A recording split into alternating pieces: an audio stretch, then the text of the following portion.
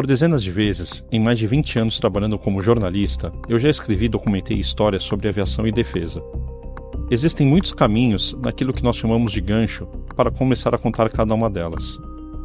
Mudanças nas relações internacionais entre países, que deram origem a um novo avião. Necessidades operacionais que apontaram para a evolução de um projeto. Ou ainda, o simples desejo de retratar a missão de um esquadrão. Ou de uma aviação como um todo. Esses são apenas alguns dos inúmeros exemplos que eu poderia citar aqui. E a história que a gente conta nessa websérie, ela não é diferente. Nós poderíamos começar por quando o Brasil assinou a Declaração de Princípios, antes do início daquela que se tornou a sua mais importante parceria binacional no campo da indústria aeroespacial no século XX. Nós poderíamos começar pelo rollout do protótipo, pelo seu voo inaugural, ou por quando a FAB recebeu o primeiro exemplar de produção. Essa é uma história que poderia começar de várias formas, mas nós começamos pelo momento em que, pela primeira vez, eu realmente pude conhecer de perto o caça-bombardeiro AMX, o A1.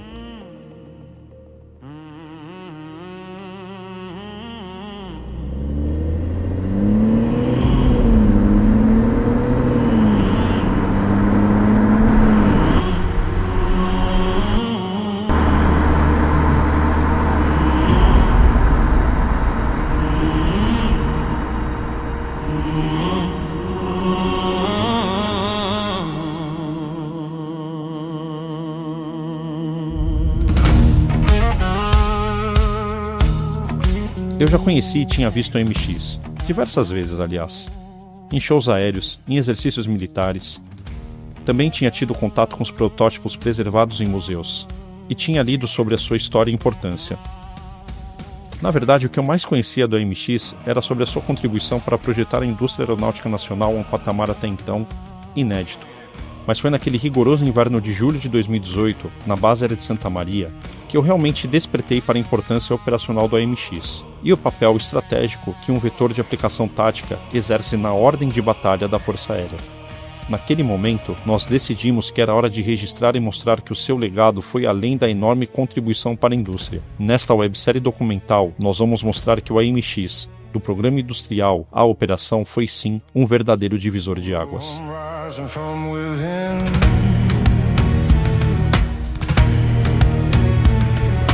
Dust twisting like a warning sign, something waiting on the borderline.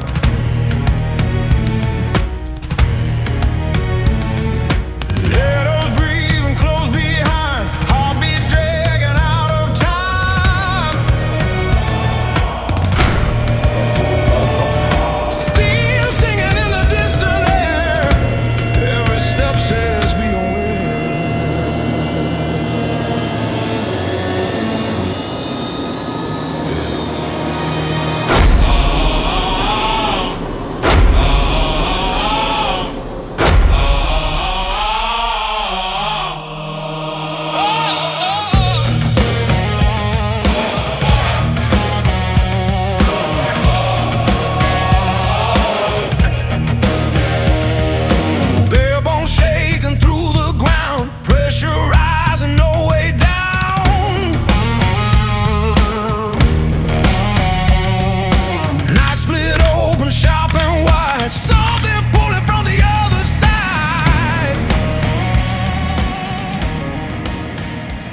Aqui no Esquadrão Popper, nós recebemos uma OFRAG, de exploração de informação de reconhecimento aéreo. A partir de então, o piloto e o TIR começam a planejar a missão através de um software de missão de reconhecimento. Nós planejamos a passagem do piloto em relação àquele alvo, se ele vai passar à direita do alvo, à esquerda do alvo, qual afastamento ele vai passar daquele alvo, de acordo com o que veio na nossa OFRAG. Então, se a nossa FRAG veio uma indústria, a gente vai planejar uma passagem do piloto com a aeronave em um certo eixo, de acordo com que ele faça o sensoriamento dessa indústria.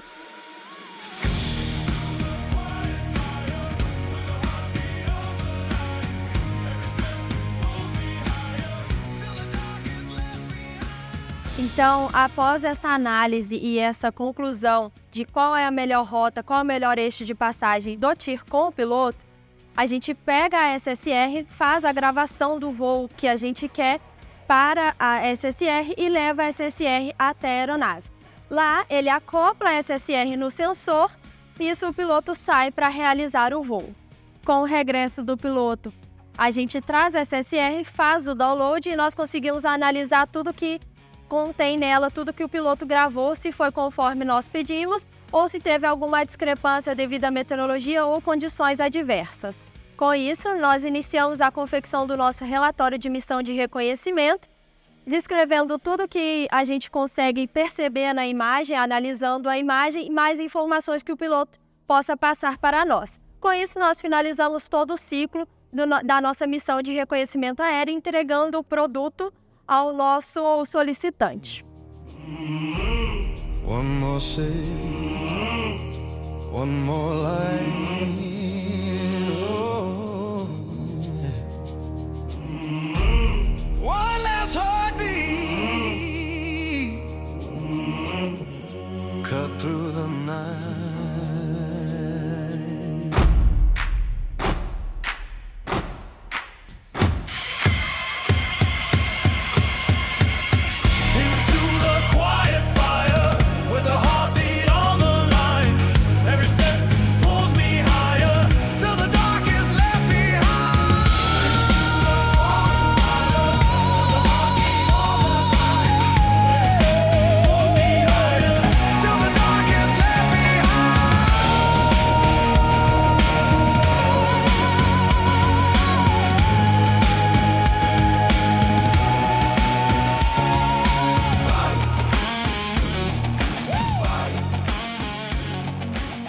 Quando o céu deixou de ser um obstáculo para o homem e passou a ser dominado pelos balões, o campo de batalha mudou para sempre.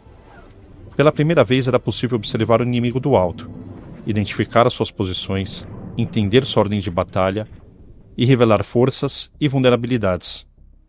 Bastava um único voo a poucas dezenas de metros acima do terreno para transformar completamente a maneira de fazer a guerra. Com o surgimento do avião, no início do século XX, uma invenção, aliás, do brasileiro Alberto Santos Dumont, uma das suas primeiras aplicações militares foi justamente o reconhecimento aéreo. A Itália foi pioneira nesse tipo de missão.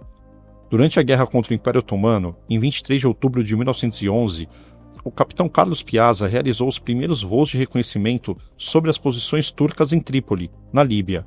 Curiosamente, exatamente 5 anos depois do histórico voo do 14 bis em Paris. Durante a Primeira Guerra Mundial, as potências beligerantes aperfeiçoaram rapidamente a doutrina do reconhecimento aéreo. O Brasil também identificou logo cedo o valor estratégico de observar o inimigo do alto. Ainda durante a Guerra do Paraguai, em 24 de junho de 1867, foi feita a primeira ascensão com balão para observar as tropas paraguaias em Tuiuti. Com a chegada do avião, o país passou a empregar essa nova tecnologia em missões de reconhecimento. A primeira delas ocorreu na Guerra do Contestado, em 4 de janeiro de 1915. A missão foi conduzida pelo tenente de infantaria Ricardo João Kirk, do Exército Brasileiro. Uma tarefa que a Força Aérea executa, que muitas forças aéreas no mundo executam, que é a tarefa de inteligência, vigilância e reconhecimento. Ela não consegue trabalhar com apenas uma fonte de coleta, porque dependendo do cenário, aquela fonte de coleta não vai ser possível executar. Por exemplo, o satélite, em algumas regiões que passam semanas e meses encoberto, não consigo utilizar o satélite para poder obter dados daquele inimigo. Hoje também temos, com essa evolução tecnológica, temos os UAV, né? Os ARPs, que são os não tripulados. Então eles também ainda têm as suas características de performance que impedem alguns tipos de emprego, que atualmente só realmente aeronaves de caça, com a sua furtividade, conseguem entrar no território inimigo, sendo a baixa altura, sendo em altitudes medianas ou alto com interferidores ou stealth, de coletar aquilo que se necessita. O Esquadrão Poker, o primeiro do 10º, é o único esquadrão da Força Aérea Brasileira com essa capacidade de executar o reconhecimento tático, pelas capacidades que o AMX traz, de furtividade, velocidade, voo a baixa altura e o sensor que é especificamente feito para isso. Diferente das missões de reconhecimento normais, uma missão de reconhecimento tático ela tem uma característica muito importante, que é a capacidade de penetrar no território inimigo e extrair informação desse território sob intensa ameaça inimiga, seja da defesa aérea ou seja da defesa antiaérea, e extrair as informações necessárias para completar o ciclo de inteligência. O piloto e a aeronave já estarão expostos a ameaças inimigas a partir desse momento, a partir do momento que está executando um reconhecimento tático. Então o piloto ele tem que estar atento não somente na área do alvo. Então essa capacidade de observação que o piloto de reconhecimento tático tem, ela é inerente e começa desde a decolagem. Então quando você cruza as linhas de contato inimigas, você já pode começar a observar a atividade inimiga desde ali. Então é muito comum o piloto de reconhecimento ele estar atento desde o cruzamento da linha de contato, procurando observar informações, procurando coletar alguma coisa que talvez seja de extrema importância para o comando superior e que possa fazer a diferença na campanha. Claro que a área do alvo é uma área muito mais importante, mas o piloto de reconhecimento ele faz essa coleta, essa observação visual, essa capacidade que ele tem de guardar informações dentro da sua cabeça e poder depois preencher os determinados relatórios, seja um relatório relâmpago, ou seja até um outro relatório de missão de reconhecimento oportuno. O piloto faz isso desde o cruzamento da linha de contato até o regresso da missão. Mais um dos marcos que trazem mais para a Força Aérea Brasileira é justamente o marco tecnológico que essa aeronave trouxe para quando ela foi implantada no Brasil, na Força Aérea Brasileira. Era a aeronave que tinha computadores, tinha sensores. Introduziu o HUD, que é aquela tela que fica na altura dos olhos do piloto, que reproduz todas as informações de voo. O sistema rotas, né, o que vem a ser isso. Então o piloto ele consegue, mantendo mãos no manche e na manete, o tempo todo comandar as telas e funções da aeronave. O piloto não precisa ficar o tempo inteiro tirando a mão dos comandos para poder comandar alguma tela, comandar alguma nova função da aeronave. Então, exatamente pelo aquele fato de você ter que penetrar no território inimigo e você enfrentar uma série de defesas aéreas e antiaéreas, a aeronave ela precisa ser veloz, ela precisa ter uma capacidade de autodefesa, de alcance e de autonomia consideráveis, ela precisa ser uma aeronave manobrável, ela precisa permitir ao piloto uma diminuição da carga de trabalho para que ele possa voltar a sua atenção para fora da nacelle e observar todo o cenário, todo o ambiente em que ele possa realmente coletar as informações extraídas. A aeronave ela tem que ter uma capacidade de sobrevivência, porque diferente da missão de ataque, quando você lança a bomba e a bomba atinge o alvo, você cumpriu a sua missão. Mas na missão de reconhecimento, você só cumpre a missão na hora que você pousa, para que você possa entregar todas aquelas informações, sejam digitais ou analógicas, para o técnico de informação de reconhecimento extrair naturalmente os dados necessários para o comando superior. Então a missão de reconhecimento, o piloto precisa voltar vivo, junto com o seu equipamento e junto com os dados. Então a aeronave é muito robusta, mesmo que perca um sistema, ela tem condições de se manter voando com segurança. São muitos sistemas duplicados, como o sistema hidráulico, elétrico, a parte de comando de voo.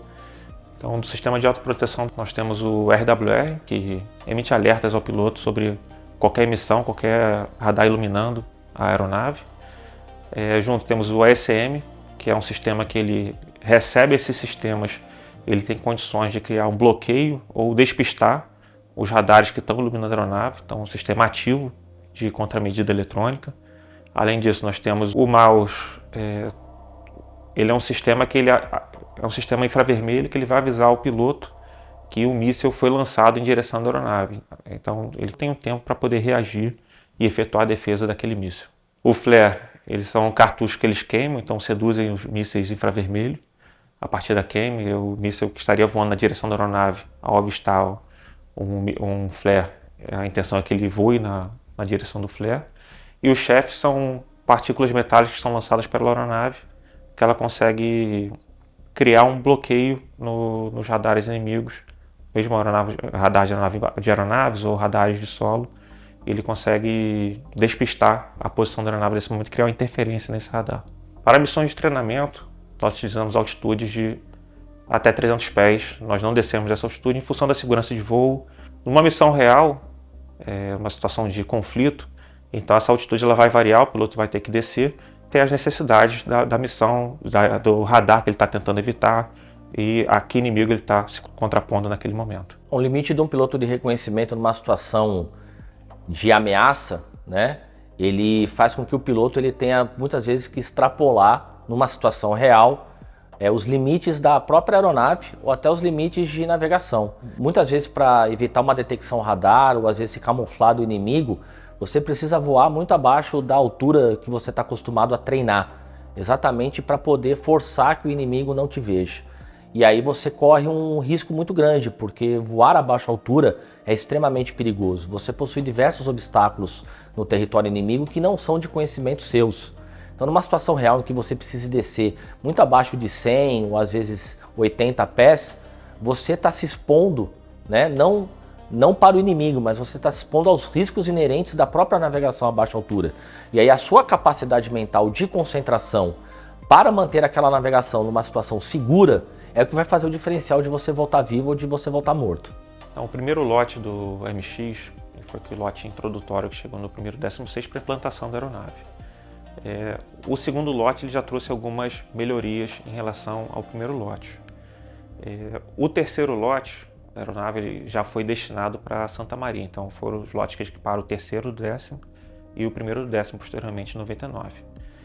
O avião modernizado chegou em 2013, inicialmente para o primeiro do 16º.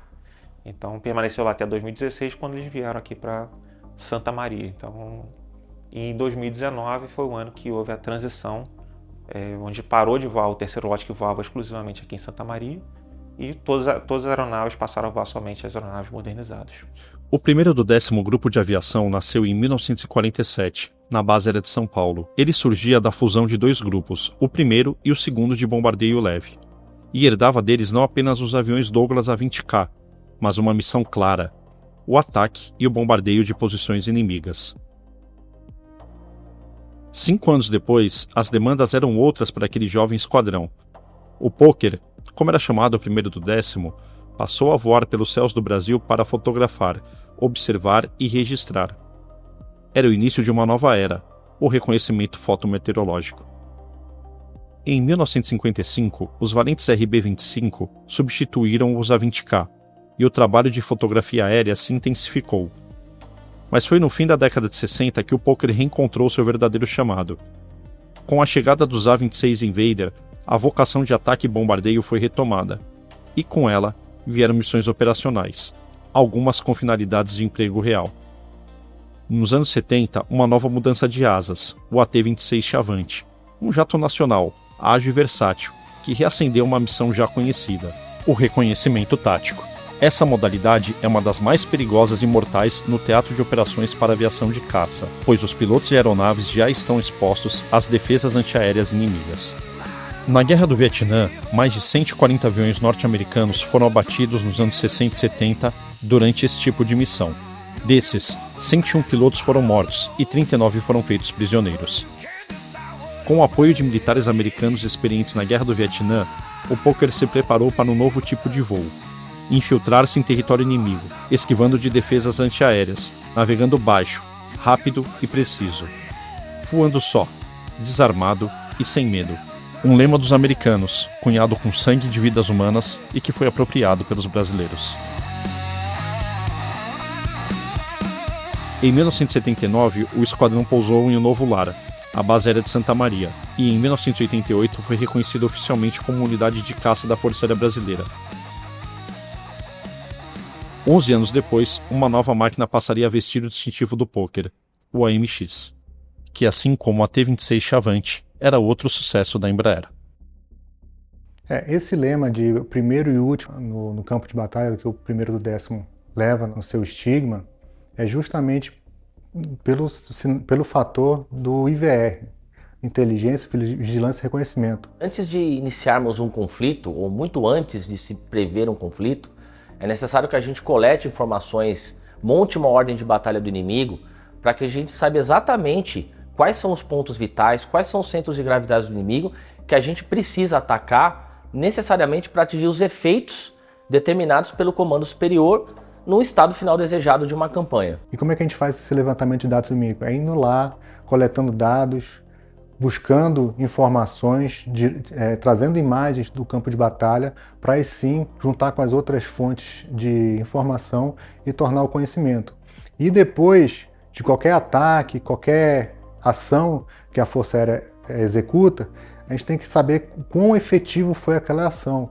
Então, mais uma vez é empregado o OMX, para fazer o BDA daquele ataque, ou se foi realmente o dano esperado para a gente poder calcular ou mandar mais alguma ação naquele alvo, ou não, aquele alvo está interditado por 72 horas, então eu posso desconsiderar e me focar para outro tipo de alvo. Então é por isso que é o primeiro e último no campo de batalha, porque é sempre o primeiro que entra para coletar as informações e sempre é o último que depois passa lá para ver se realmente a ação foi feita de forma correta e efetiva. Num cenário de conflito numa guerra, ter a imagem, ter o dado, ter a informação o mais rápido possível, atualizar o cenário de batalha o mais rápido possível, faz parte de um dos princípios de guerra. O inimigo que vai ganhar a guerra é exatamente aquele que tem a capacidade de observar, de orientar, de decidir e agir de forma mais rápida. Então ter a informação o mais rápido possível é fundamental para que eu possa agir o mais rápido possível. Se eu puder agir antes do inimigo, certamente eu vou ter uma vantagem considerável no conflito.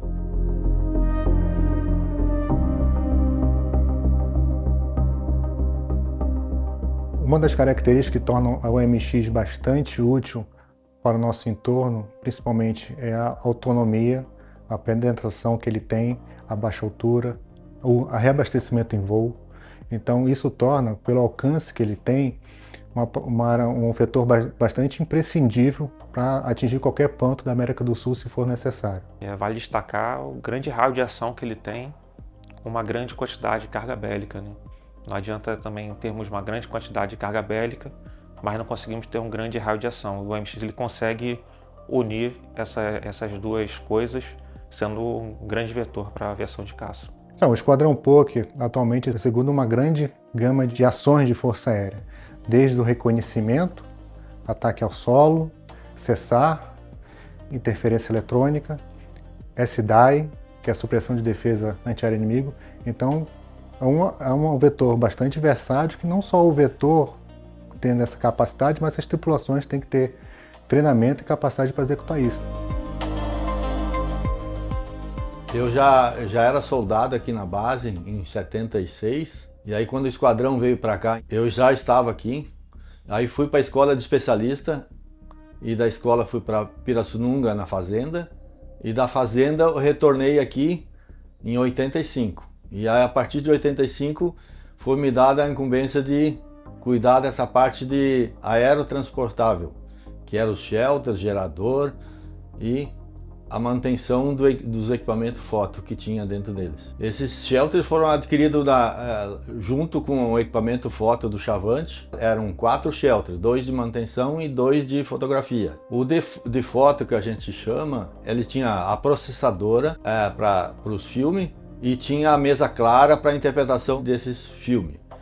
A estrutura era usada no deslocamento do esquadrão. Aí era colocada dentro de um Hércules. Esse era feito o deslocamento um pouco antes da manobra. A logística, a gente chegava lá, tirava do Hércules, montava todo o equipamento. Quando a aviação chegava, estava tudo prontinho para ser operado, desde a parte de fotografia até a manutenção. Uma pane num Hércules acabava com tudo, né? Quer dizer, atrasava tudo. Que não era só nós deslocando, era um monte de gente deslocando. Cada vez mais difícil o deslocamento do shelter, porque foram cortando, entre aspas, o Hércules da gente, né? Só tem um para levar, e aí não cabia, ou levava o shelter ou levava a manutenção. Para levar ele em cima de um caminhão, de uma coisa parecida, para o local da manobra, chacolejava muito, quebrava muito o equipamento. Então, aonde que veio a outra ideia de fazer uma carreta que pegasse a manutenção numa salinha e a parte de processamento noutra e a parte de fotointerpretação noutra. Então, teria 3 salas numa carreta que saía via terrestre Brasil afora aí, que a gente viajou o Brasil basicamente inteiro com essa carreta. Para curta distância ou a longa distância, se a gente colocasse isso aí tudo em cima de uma carreta, isso aí seria muito mais viável. O pessoal da seção fazia a manutenção de todo o equipamento. Antes o equipamento era recolhido para Recife, que era o nosso parque de manutenção. Às vezes levava 1 ano para uma máquina ir para Recife para trocar uma cortina e retornar para cá. E aí foi montado e feito aqui. A gente descobriu que em 10 minutos a gente trocaria a cortina aqui. E a partir dali a gente foi evoluindo, foi trabalhando, então tem muitas panes que era tirado na pista mesmo. É guerra mesmo, não tinha, vamos fazer e vamos trabalhar. E a partir dali as processadoras não foram mais recolhidas, foram tudo feito aqui, a gente desmontava a processadora, limpava, trocava rolete, motor, que a gente fez curso técnico fora. Os comandos de dentro da Nacelle foram desenvolvidos também pela seção, pelo colega Arjona, né? Então ali a gente montava as placas, montava a caixinha em si, a solda a gente não fazia, mas o resto era tudo montado ali, e a partir dali a gente, quando dava pane, a gente já sabia o que era. Eu fui formado pela Escola de Especialistas de Aeronáutica em Guaratinguetá. A minha turma se formou em 1979. Eu fui designado para Santa Maria, pelo fato de ser gaúcho, né? Abriu uma vaga para o 1º do 10º, Grupo de Aviação, Esquadrão de Reconhecimento. Optei por essa unidade. Então, inicialmente, nos meus primeiros 6 meses em Santa Maria, foi fazendo cursos, né? Então foi aí que eu me inteirei mesmo e tive os primeiros contatos com essas aeronaves. Mas eu sempre pesquisei, sempre me dediquei à área da eletrônica e via que os equipamentos que nós tínhamos na época, eles poderiam ser aperfeiçoados, poderiam ser melhorados, simplificados, né? Que a gente via muita deficiência no nosso meio. E foi assim que surgiu toda essa ideia das inovações dentro do 1º do 10º Grupo de Aviação, na área do processamento fotográfico. Houve a passagem, né, do AT-26 para o A1. Nesse interim, nós não tínhamos mais equipamentos possíveis para fazer a fotografia. Haja visto que a câmera, que era chamada Palette 3, ela era uma câmera de uso comercial, tá? Ela não comportava a missão em si que o esquadrão fazia, que era um reconhecimento tático, né? E tinha problemas também de G, ela não era feita para sofrer o G que a missão tática produz, no caso, né? Até que foi desenvolvido por uma empresa, a GESP, esse casulo que a gente chamou de casulo GESP. Então, quando eu cheguei para voar o MX aqui no 1º do 10º, isso foi em 2004, o esquadrão voava somente o pod RTP, que nós chamávamos de pod GESP à época. O RTP ele depois teve um nome mudado para Reconnaissance Training Pod. Então era um sensor que utilizava as câmeras do Chavante, montado sob a estação central da aeronave MX. Ele tinha 4 câmeras, uma câmera frontal, 2 câmeras laterais e uma câmera vertical. E assim foi feita essa transição e o esquadrão passou a operar normalmente como fazia antes, quando atuava com a nossa aeronave Chavante, a T-26. E foi aquela transição que a gente até não esperava que pudesse ser feita, em face do que o Palette 3, na época, é impossibilitado de ser usado.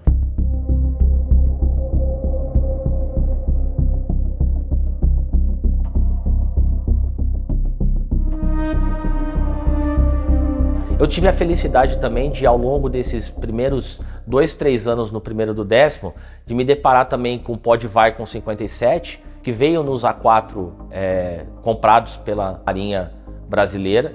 E eu tive a oportunidade de voar esse pod também. Esse pod ele foi utilizado como um testador de conceitos. Ele tinha uma câmera long range oblíqua de 18 polegadas que tinha capacidade de fazer imagens standoff, ou seja, fora do alcance das defesas antiaéreas inimigas. Isso ajudou muito a evoluir doutrinariamente o esquadrão.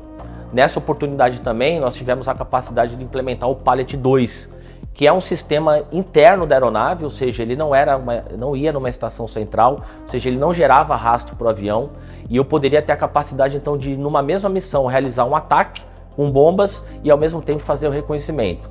Esse Palette 2 também era um sensor de long range, ou seja, era um sensor oblíquo de 21 polegadas, que tinha capacidade ainda melhor do que a do Vicon 57 de fazer o reconhecimento standoff. Numa das nossas viagens de instrução junto à Embraer, nós descobrimos que estava estocado esse Palette 2, que era uma câmera longo alcance, bastante sofisticada na época, e ninguém sabia o que fazer, uma vez que também não tinha como operar essa câmera, porque nunca tinha sido testado oficialmente.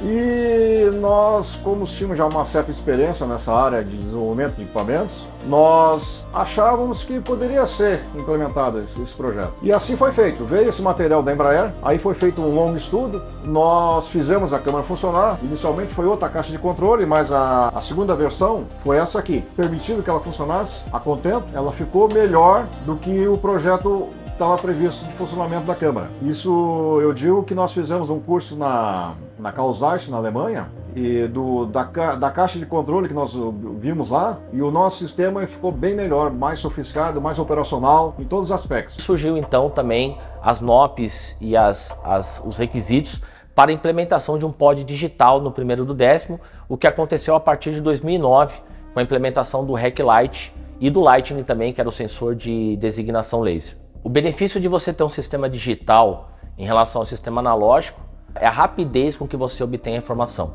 Então, no sistema digital, você consegue coletar mais informações do que o sistema analógico. Vou dar um exemplo. No sistema RTP, você era limitado a uma determinada quantidade de alvos, porque a quantidade de filme que havia nos magazines ela era limitada. Num sistema digital como o REC Lite, você tem capacidade de, numa missão de 6 horas, coletar mais de 100 alvos. Isso é extremamente importante. E além disso, no sistema digital, você consegue manipular melhor as imagens. Eu participei do processo de implantação do sistema REC Lite na FAB desde 2008.